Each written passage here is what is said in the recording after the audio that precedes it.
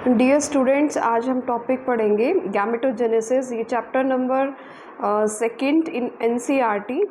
Topic है gametogenesis. What is gametogenesis? Actually production of the gametes, that is the sperm and the formation of the egg, that is called the spermatogenesis.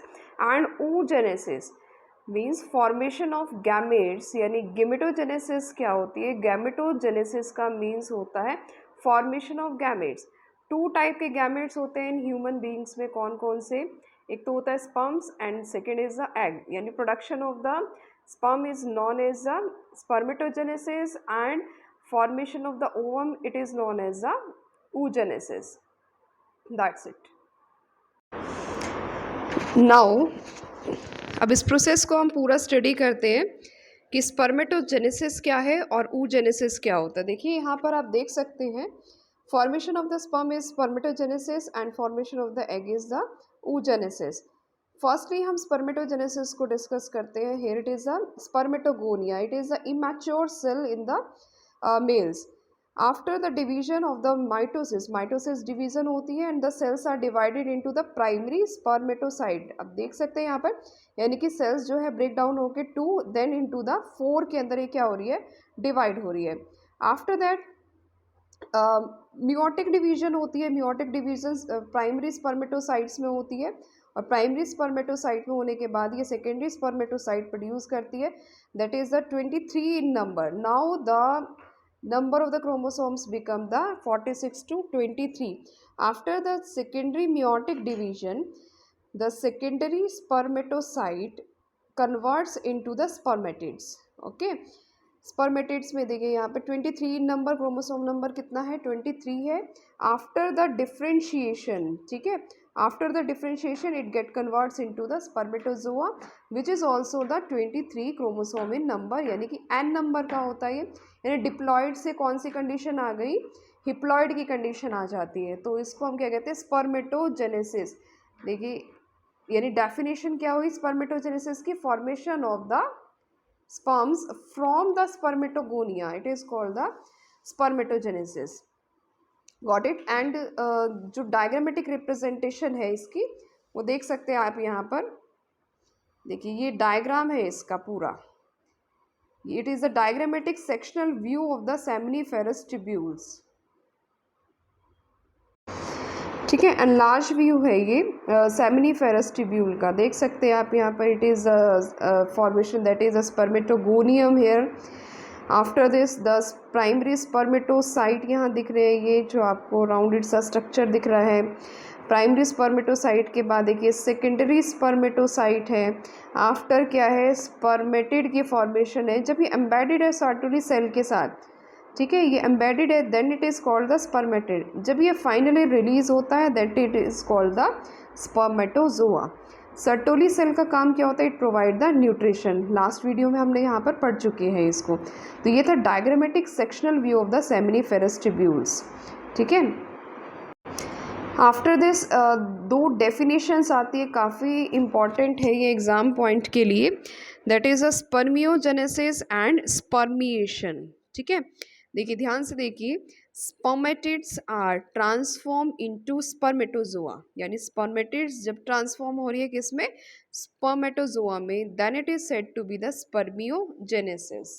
Spermiation देखिए क्या होता है, यहाँ तक आपको समझ में आ गया होगा। स्पर्मियोजेनेसिस क्या है, स्पर्मिएशन क्या होता है? आफ्टर स्पर्मियोजेनेसिस, ठीक है। जब स्पर्मियोजेनेसिस हो चुकी है, स्पर्म्स का जो हेड होता है वो एम्बेडेड, अभी मैंने पहले भी बताया कि ये सर्टोली सेल के साथ क्या होता है? एम्बेडेड होता है।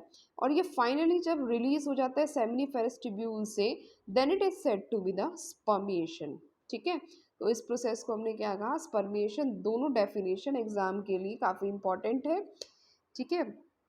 आफ्टर दिस हम पढ़ते हैं यहाँ पर oogenesis जो प्रोसेस है उसको हम स्टडी करेंगे। इससे पहले हार्मोन कौन कौन से यहाँ पर इन्वॉल्व हो रहे हैं उसको स्टडी कर लेते हैं। हार्मोन्स है, देखिए जो अपना गोनेडोट्रोपिन रिलीजिंग हार्मोन है, जो इंटीरियर पिट्यूटरी ग्लैंड होता है अपना ब्रेन में, तो वो स्टिमुलेट करता है सिक्रेशन ऑफ द गोनेडोट्रोपिन, ठीक है।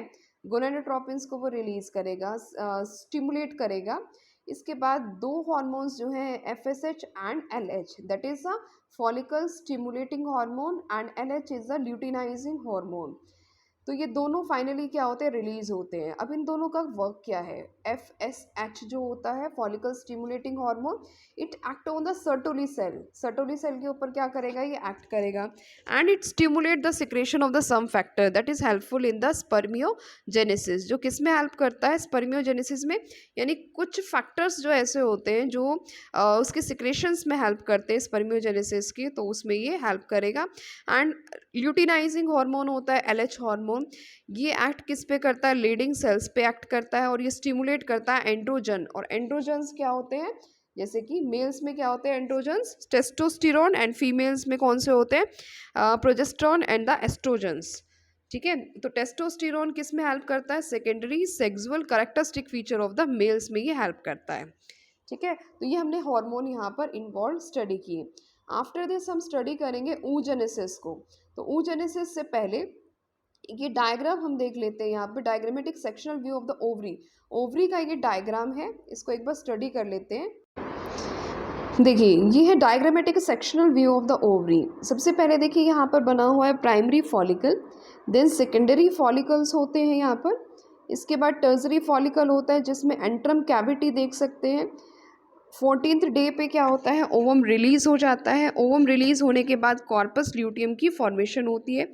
कॉर्पस ल्यूटियम हेल्प करता है in the secretion of the progesterone hormones.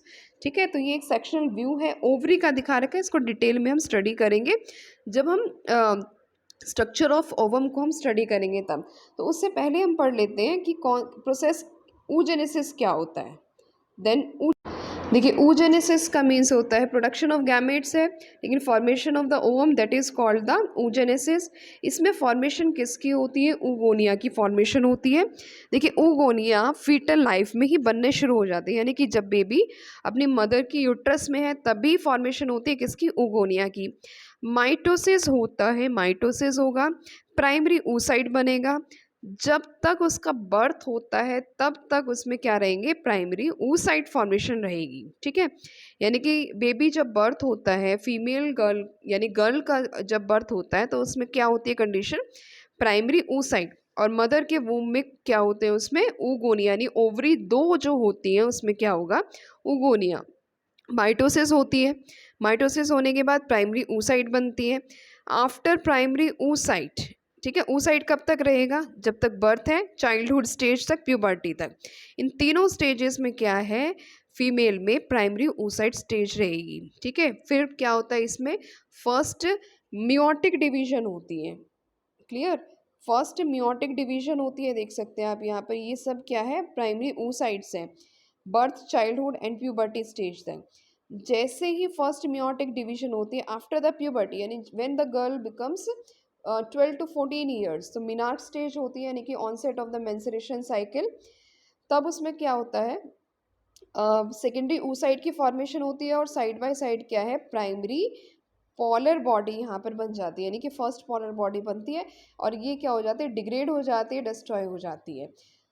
जो सेकेंडरी oocyte होती है उसको, उसकी फिर क्या होगा, उसकी ग्रोथ होगी. और सेकेंडरी मियोसिस के बाद, यानी कि सेकेंड मियोटिक डिवीजन होती है और क्या बनाएगा, यह ओवम बना देगा और सेकेंड पॉलर बॉडी बना देगा. ठीक है, यानी सेकेंडरी oocyte के बाद क्या बनता है, ओवम बनता है आफ्टर द सेकेंडरी यानी कि सेकेंड मियोटिक डिवीजन. तो ये पूरी जो अडल्ट लाइफ है फीमेल की टिल द जिसको कहते हैं मिनोपॉज. तो फीमेल जो होती है वो 14th day of the menstruation cycle release करती है ओवम को. ठीक है, तो इस वीडियो में यहाँ तक ही जिसमें हमने गैमेटोजेनेसिस को पूरा स्टडी किया. Thanks for watching this video. Thank you so much.